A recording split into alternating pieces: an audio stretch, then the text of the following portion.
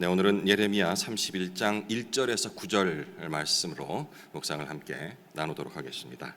예레미야 31장 1절에서 9절까지의 말씀입니다. 저와 여러분이 한 절씩 교독하겠습니다. 여호와의 말씀이니라. 그때에 내가 이스라엘 모든 종족의 하나님이 되고 그들은 내 백성이 되리라. 여호와께서 이같이 말씀하시니라. 칼에서 벗어난 백성이 광야에서 은혜를 입었나니 곧 내가 이스라엘로 안식을 얻게 하러 갈 때라. 옛적에 여호와께서 나에게 나타나사 내가 영원한 사랑으로 너를 사랑하기에 인자함으로 너를 이끌었다 하였노라. 처녀 이스라엘아, 내가 다시 너를 세우리니 네가 세움을 입을 것이요 네가 다시 소고를 들고 즐거워하는 자들과 함께 춤추며 나오리라. 네가 다시 사마리아 산들의 포도나무들을 심되 심는 자가 그 열매를 따기 시작하리라. 에브라임 산 위에서 파수꾼이 외치는 날이 있을 것이라. 이르기를 너희는 일어나라. 우리가 시온에 올라가서 우리 하나님 여호와께로 나아가자 하리라. 여호와께서 이와 같이 말씀하시니라. 너희는 여러 민족 앞에 서서 야곱을 위하여 기뻐 외치라. 너희는 전파하며 찬양하며 말하라. 여호와여, 주의 백성 이스라엘의 남은 자를 구원하소서 하라. 보라, 나는 그들을 북쪽 땅에서 인도하며 땅 끝에서부터 모으리라. 그들 중에는 맹인과 다리 저는 사람과 잉태한 여인과 해산하는 여인이 함께 있으며 큰 무리를 이루어 이곳으로 돌아오리라. 그들이 울며 돌아오리니 나의 인도함을 받고 간구할 때에 내가 그들을 넘어지지 아니하고 물 있는 계곡의 곧은 길로 가게 하리라. 나는 이스라엘의 아버지요 에브라임은 나의 장자니라. 아멘. 예레미야는 다시 이스라엘을 세우실 그 여호와에 대해서 계속해서 말씀을 하고 있습니다. 여호와는 남유다만의 하나님이 아님을 선언하고서 그리고 하나님의 그 구원 사건을 출애굽 사건과 비교해서 서술을 하고 있습니다. 이스라엘이 애굽에서 탈출해서 광야에서 입었던 그 은혜와 빗대어서 얘기를 하는 것이죠. 이것이 바로 여호와의 은혜라고 설명을 하고 있습니다. 예레미야는 여호와께서 이스라엘을 출애굽시킨 사건을 사랑이란 단어로 계속해서 표현을 하고 있는데요. 그리고 예레미야는 여호와께서 두 번째 출애굽, 그러니 출바벨론이 되겠죠. 이 두 번째 출애굽에 대해서 선포를 하고 있는 것이 오늘 본문의 내용이라 할 수 있겠습니다. 1절에서 6절은 에브라임에 대한 구원이 있을 것이라는 그런 내용을 얘기하고 있죠. 여기서 이제 그 일종의 공식이라고 할까요? 언약에 대한 공식이 다시 한번 확인이 되는데 1절 내가 이스라엘 모든 종족의 하나님이 되고 그들은 내 백성이 되리라. 이게 그 출애굽기 6장에 나왔던 그 약속과 동일합니다. 출애굽기 6장 그 7절에 나왔던 말씀을 제가 한번 읽어드릴게요. 앞선 1절과 한번 지금 읽었던 1절과 한번 비교해서 들어보십시오. 출애굽기 6장 7절의 말씀입니다. 너희를 내 백성으로 삼고 나는 너희의 하나님이 되리니 나는 애굽 사람의 무거운 짐 밑에서 너희를 빼낸 너희의 하나님 여호와인 줄 너희가 알지니라. 단어들은 좀 달랐지만 역시 내가 이스라엘 모든 종족의 하나님이 되고 그들은 내 백성이 되리라 라는 그런 일종의 공식적인 말로 되풀이하고 있는 것이죠. 다른 것이 있다라면은 출애굽기에는 너희의라고 표현을 했는데 오늘 여기 1절에는 예레미야 1절에는 모든 종족의라는 이 복수형 단어로 모든을 포함하고 있다. 좀 범위가 좀 넓어졌다라는 느낌을 받으실 수가 있겠습니다. 같은 그 모든 종족의라는 그 히브리어 단어 어려워서 읽지는 못하겠고요. 모든 종족의라고 번역이 된 이 히브리어 이 문구가 사무엘상에도 기록이 되어 있던데 사무엘상에는 이 문구를 모든 종족의가 아니고 모든 가족의라고 이렇게 번역을 해놨어요. 그러니까 같은 히브리어니까 같은 뜻이겠죠. 번역은 앞에는 여기는 종족에 돼 있는데 여기는 가족에 돼 있다. 그게 무슨 말인고 생각해봤더니 남유다, 지금 현재 메시지를 전하고 있는 남아있는 이 유다를 얘기하는 것이 아니고 그 전에 이미 멸망했던 북이스라엘까지도 가족이다, 그리고 종족에, 이런 식으로 모두 포함하고 있다라는 의미를 예레미야는 이렇게 전달하기 위해서 이렇게 표현한 것이 아닌가라는 생각이 들었습니다. 근데 잘 아시다시피 북이스라엘은 남유다보다도 100년도 훨씬 전에 미리 멸망을 해버리잖아요, 그렇죠? 이 100년도 전에 훨씬 멸망한 북이스라엘까지 포함해서 그들이 이미 멸망했는데 그들을 다시 회복시킬 것이다? 왜 그랬을까라는 그런 생각이 좀 들죠. 이미 멸망을 했는데. 근데 이제 오늘 본문 이후 1절 이후의 이 본문들을 보면은 그런 이유에 있었구나, 시대적 상황까지 생각한다면은 왜 북이스라엘까지도 회복된다라는 의미를 담아서 모든 종족이라고 표현했는지 이 부분이 설명이 돼요. 그건 좀 이따 설명 한번 드려볼게요. 2절에서 예레미야는 이 광야라는 장소를 은혜를 경험하는 장소라고 이렇게 정의를 하고 있습니다. 2절 말씀이요. 여호와께서 이같이 말씀하시니라. 칼에서 벗어난 백성이 광야에서 은혜를 입었나니 곧 내가 이스라엘로 안식을 얻게 하러 갈 때라. 사실 우리 출애굽 이후에 40년 광야 생활이 그렇게 순탄하지 않았다는 것은 잘 알고 있잖아요. 근데 이 순탄하지 않았던 과정을 은혜라라고 다시 얘기를 하고 있는 겁니다. 물론 이 말을 듣고 있는 유다 민족도 이 40년 광야 생활이 순탄하지 않았다는 사실은 이미 다 알고 있는 사실이었죠. 그런데 이 과정이 왜 은혜가 되는지라는 부분을 2절 후반부에 예레미야가 기록을 하고 있어요. 이스라엘이 광야를 지나가는 길을 안식을 얻기 위해 걸어가는 그 과정이다라고 서술을 하면서, 그렇기 때문에, 왜? 안식을 얻기 위해서 가는 길이기 때문에 이게 바로 은혜다. 그냥 평안하고 뭐가 아니고, 비록 고통스럽고 고난의 길이고 힘든 길이지만 목적이 있고, 그 목적은 안식을 위해 가는 길이기 때문에 은혜라라고 정의를 할 수가 있다라고 이제 자기가 자기 말을 서술을 하면서 설명을 이미 하고 있죠. 근데 여기서 이제 안식이라고 번역된 히브리어가 우리 흔히 알고 있는 우리 안식일 이런 거 알잖아요, 그죠? 우리 쉼을 갖게 하는 안식하라 했던 그 안식일에 사용됐던 안식, 그 안식은 샤바트라는 그 히브리어예요. 근데 오늘 여기에 사용된 그 안식은 샤바트가 아니더라고요.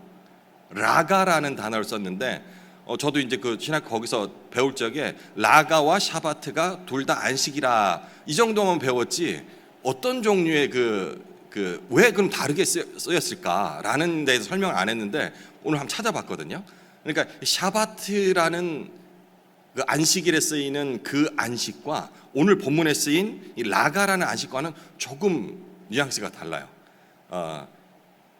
신명기에 주로 이 라가라는 단어로 안식을 설명을 하던데, 신명기는 여러분 잘 아시다시피 이스라엘이 포로로 끌려가던 상황을 묘사를 할 적에 이 라가라는 단어를 사용을 했거든요. 그러니까 포로에서 돌아와서 쉼을 얻기 위해, 목적이죠. 쉼을 얻기 위해 기원하는 과정을 설명할 적에 이때 라가를 했어요. 좀 어렵죠. 저도 이거 가지고 어떻게 설명하죠? 저는 생각을 했었는데 이렇게 생각하면 좋을 것 같아요. 안식일이라고 사용할 적에 나오는 그 단어는 샤바트라고 했어요. 안식일은 뭡니까? 우리가 일주일 동안 하던 일들을 모두 멈추고 그치고, 여기 멈춘다는 것은 아예 그치는 겁니다. 하지 않는 거죠. 예, 이런 안식이 됩니다. 근데 지금 이 라가라는 이 단어, 그러니까 신명기에서 나왔던 설명기로 들어간다면은 목표를 향해서 가던 길 잠깐 멈춘 상태, 이미 그친 게 아니고, 도달을 해서 그친 게 아니고 그 과정 중에 잠시 쉬는 그 과정, 그 안식을 얘기를 하는 거예요. 끝까지 가서 이제 모든 걸 그치는 것이 아니고 이 목표를 향해 가던 중에 쉬게 되는 그 쉼, 그 안식을 얘기를 한다라는. 그러니 아직 미래에 일어나지도 않았잖아요. 그래서 이제 돌아오게 될 텐데 그 과정 자체가 광야의 길처럼 느껴지겠지만 안식이라는 은혜를 잊게 된다라는 의미로 아마 이제 다른 단어를 사용한 것 같습니다. 3절 역시 이스라엘이 출애굽해서 광야를 지나던 그 시기를 그 연상을 하게 하는 문장입니다. 아마 이제 보시면 아시겠지만 계속해서 예레미야는 출애굽과 이제 앞으로 있을 바벨론을 비교를 하면서 계속 설명을 하고 있어요. 이 3절 초반부에 옛적에라는 이렇게 단어로 시작되죠. 근데 이 옛적이라는 단어가 먼 데로부터, 그 시간적인 개념 말고 공간적으로 먼 데로부터라는 그런 뜻도 갖고 있다고 하네요. 다시 말해서 이 출애굽 시절을 말하는 것은 시간적 개념이죠. 옛적에 너희 선조들이 옛적에 출애굽할 적에 요때를 얘기를 함과 그 동시에 중의적으로 이제 너희들의 미래에 이제 끌려가게 되지만 바벨론에 포로로서 그 생활을 마치고 돌아오게 되는 그 개념까지도 중의적으로 설명하는 거예요. 먼 데서부터라는 뜻이 있다 했죠. 그러니 북쪽 먼 데서부터 돌아오게 될 텐데 라는 의미의 그런 단어로 옛적이라는 단어를 사용했다고 생각을 하시면 되겠습니다.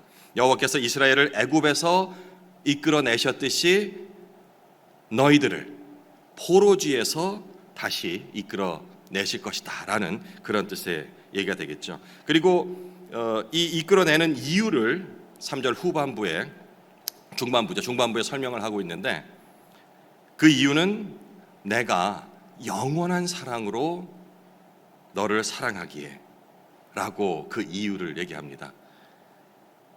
이스라엘의 모든 구원은 여호와의 사랑에서 근거하고 있다라는 그런 사실을 다시금 확인시켜 주는 얘기가 되겠죠. 이 문장 잘 기억해 두십시오. 내가 영원한 사랑으로 너를 사랑하기에, 내가 너를 사랑하기에가 아니고 그 앞서서 영원한 사랑으로 사랑하기에라고 강조를 했던 그 이유. 그리고 4절 5절은 이스라엘이 반드시 다시 재건될 것이다 라는 부분을 설명을 하고 있는데, 여기에 그 다시라는 단어를 굉장히 많이 사용했어요. 3번이나 사용을 했는데 4절과 5절을 제가 한번 읽어보겠습니다. 눈으로 따라오십시오. 처녀 이스라엘아, 내가 다시 너를 세우리니 네가 세움을 입을 것이요 네가 다시 소고를 들고 즐거워하는 자들과 함께 춤추며 나오리라. 네가 다시 사마리아 산들의 포도나무를 심되 심는 자가 그 열매를 따기 시작하리라. 여기 네가 다시 소고를 들고 즐거워하는 자들과 함께 춤추며 나오리라는 단어가, 제가 말씀드렸어요. 예레미야가 자꾸 출애굽 사건과 이제 앞으로 일어날 출 바벨론 사건을 이어서 연관돼서 설명을 하고 있다라. 그러면은 출애굽 때는 어떤 일이 있었을까 생각해 보면, 왜 이게 출애굽 이후에 미리암이 이렇게 함께 막 춤을 추고 이렇게 막 하는 장면들, 이 장면이 저는 연상이 되더라고요. 이게 지금 네가 다시 소고를 들고 즐거워하는 자들과 함께 춤추며 나오리라 하는 부분이 대꾸처럼 출애굽 사건과 연관이 되는 모습이라 할 수 있겠습니다. 여호와는 이스라엘을 애굽에서 이끌어내셨듯이 바벨론에서도 역시 너희들을 이끌어내실 것이며 또 출 바벨론한 자들을 통해서 이스라엘을 재건할 것이다 라고 계속해서 회복에 대한 메시지를 반복해서 설명을 하고 있는 겁니다. 이 예레미야 선지자가 조금 다른 선지자들과 다른 부분들이 몇 가지 앞선 장에서도 나오고 하는데, 오늘 여기서는 사마리아에 대한 인식이 조금 다르다라는 느낌을 좀 받을 수 있습니다. 사마리아 하면 여러분 잘 알고 계시죠? 정말로 부정한 땅으로 생각하고 그 민족들을 개돼지만큼 안 좋게 생각하는 선지자들도 마찬가지였거든요. 느헤미야서에 보면 느헤미야 선지자도 이 사마리아 땅을 굉장히 안 좋게 부정적으로 묘사를 했는데, 오늘 이 예레미야는 사마리아를 긍정적으로 얘기를 하고 있어요. 네가 다시 사마리아 산들의 포도나무를 심되, 이 사마리아가 회복되리라는 그런 뉘앙스로 적고 있지 않습니까? 이거는 이 회복이 앞서 말씀드렸다시피 유다만의, 이스라엘만의 회복이 아닌 전체의 회복을 이룰 것이다 라는 것을 얘기를 하고 있다라고 생각이 됩니다. 사마리아 땅에 일어난다는 그 얘기를 통해서요. 이어지는 6절에서는 예루살렘으로 상하는 그 순례한 일종의 순례자 에브라임을 얘기를 하고 있죠. 6절입니다. 에브라임 산 위에서 파수꾼이 외치는 날이 있을 것이라. 이르기를 너희는 일어나라. 우리가 시온에 올라가서 우리 하나님 여호와께로 나아가자 하리라. 목사님께서 계속 설명하시죠. 에스겔, 서론에서도 얘기하시고 지금 예레미야서에서도 얘기하고 있는 부분이 그 시대적 배경과 역사적 배경들을 계속 설명하는 거예요. 예레미야는 그 이스라엘, 유다의 바벨론 그 포로기에 살았던 그런 선지자가 되겠습니다.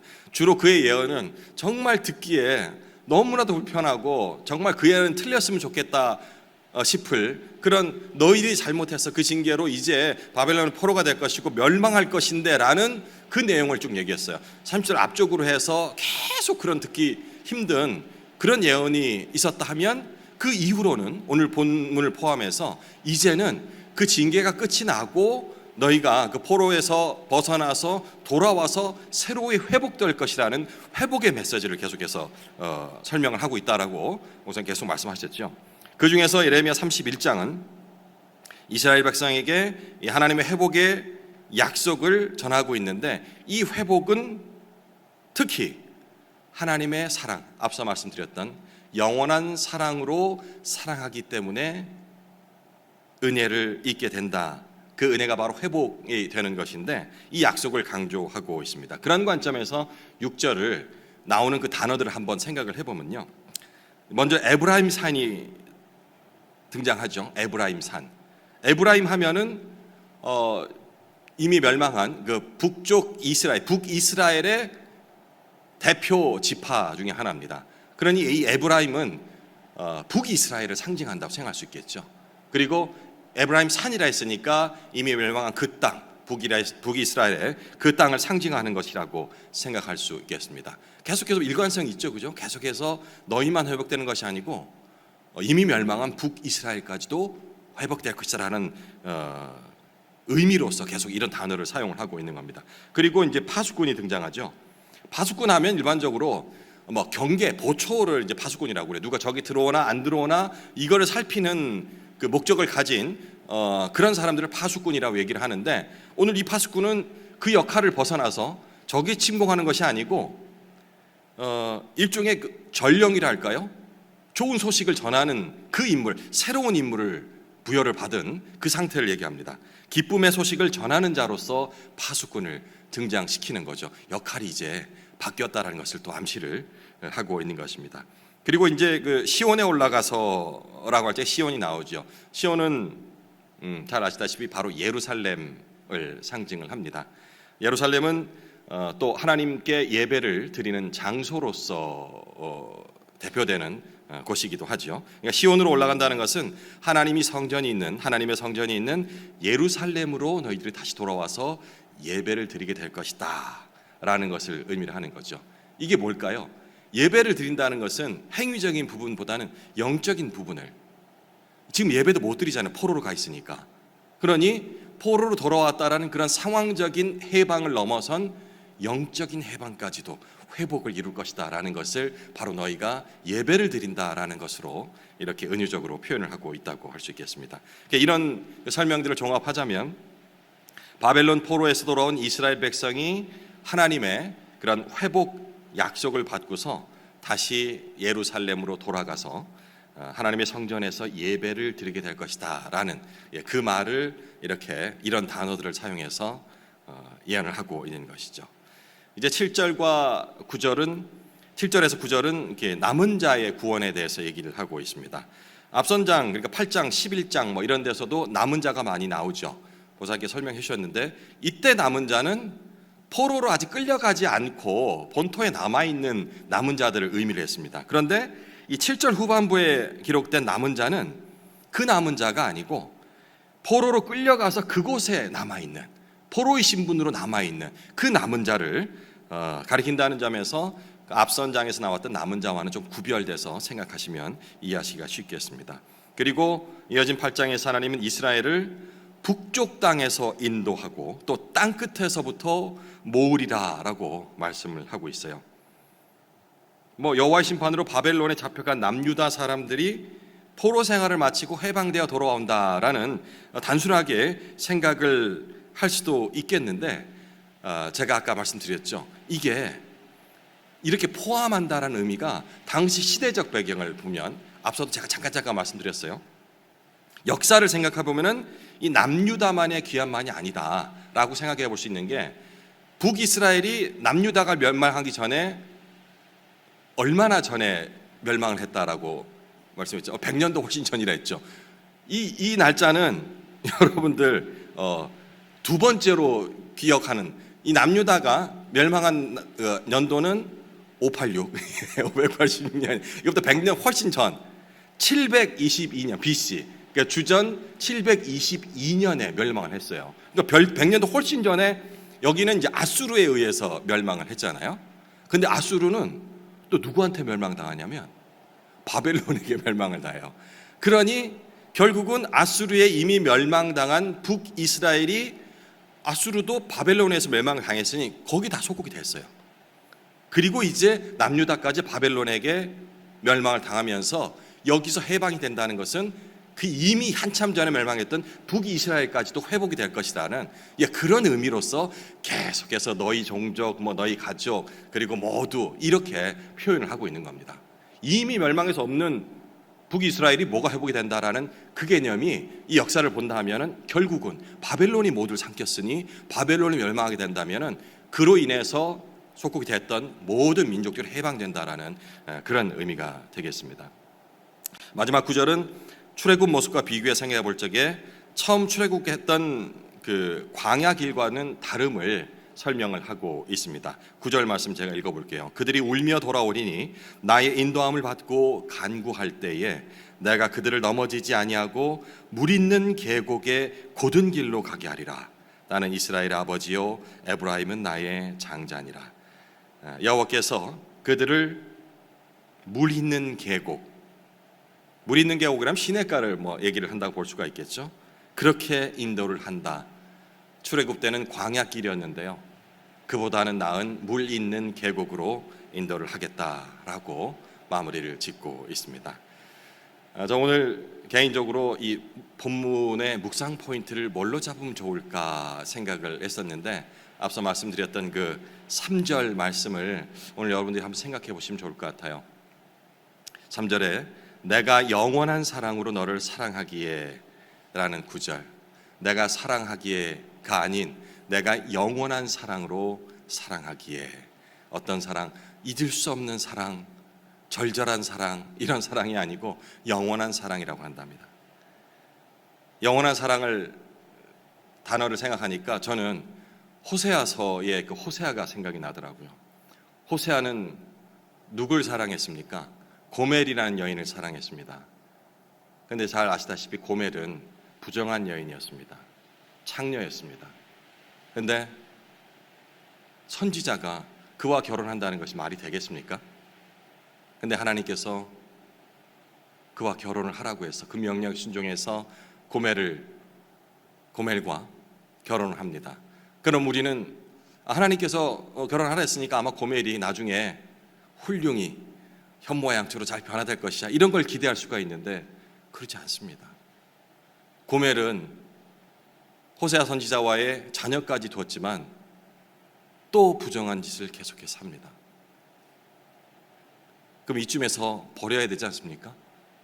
근데 호세아는 하나님께서, 여호와께서 사랑하라 했던 그 명령에 순종해서 또다시 고멜을 데려와서 그 영원한 사랑으로 다시 사랑을 합니다. 우리 보통 호세아를 여호와로, 그리고 고멜을 이스라엘로 비유해서 많이 상징을 하는데요, 이 장면이 떠오르더라고요. 고멜이 뭘 잘했습니까? 뭔가 합당한, 이제는 뉘우치고 회개를 했습니까? 그래서 사랑했나요? 아니잖아요. 심지어는 사랑을 베풀었는데도 계속해서 배반합니다. 이스라엘이 지금 바벨론에서 돌아오는 것은 거기서 뭔가 크게 뉘우치고 뭘 했기 때문에 돌아오는 게 아니에요. 우리가 현대를 살아가는 우리가 우리 신앙생활 함에 있어서도 이 부분을 명확히 자각을 해야 되는 겁니다. 우리가 뭔가를 했기 때문에, 받을 만한 짓을 했기 때문에, 누릴 만한 행동을 했기 때문에 주어지는 사랑이 아닌, 정말 이스라엘과 같은, 고멜과 같은 용서를 받았음에도 계속해서 범죄하는 우리지만 조건 없이, 이게 바로 영원하다는 것 같아요. 뭘 했기 때문에 베풀어 주는 것이 아니고 그냥 하나님께서 작정을 하셨기에, 약속을 하셨기에 영원히 너희를 사랑하겠다라고 약속을 하셨기 때문에 이들의 회복이 이어지는 것이죠. 우리 일이 뭔가 잘 풀리지 않는다, 우리가 뭔가 잘 못해서 조금 더 열심을 내고 하나님 보시 기뻐할 만한 행동들을 해야지 구원을 얻을 것이다 라는 공식으로선 절대로 우리가 구원과 하나님의 사랑을 맛볼 수가 없는 것입니다. 반면에 우리가 뭔가 잘 풀린다면은 내가 뭔가 잘해가 하나님께서 복을 주시는 것이라고 생각하는 그것도 한 경계해야 할 것이라는 얘기가 되겠죠. 하나님께서는 예레미야 선지자를 통해 이스라엘 배반으로 파기됐던 관계를 복원하시겠다라고 계속해서 말씀하십니다.